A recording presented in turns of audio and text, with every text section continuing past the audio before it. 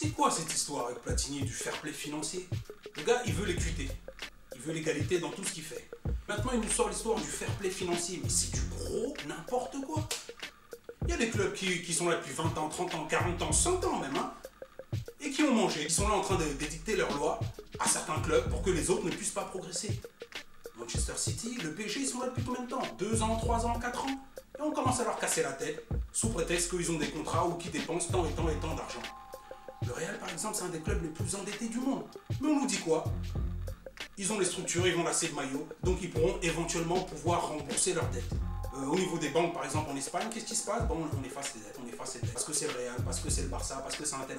Mais c'est du gros n'importe quoi. Laissez Paris un peu tranquille. Ouais, mais attends, à Paris, ils sont le pétrole un peu, pas le Real. Mais alors, le pétrole, et alors? Mais tout le monde utilise le pétrole dans les voitures, c'est quoi le problème? Quand le Qatar est là, il vous achète des avions, tout le monde dit c'est normal, c'est tranquille.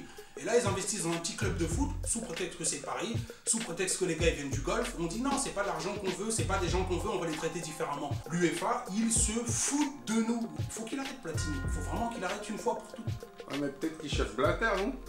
Il chasse Blatter. Il veut la FIFA, Platini, on le sait. Il veut faire des lois, édicter des principes pour qu'on parle de lui, pour qu'on parle toujours de lui, pour qu'il se mette en avant. Mais au final, est-ce que ça sert réellement les clubs?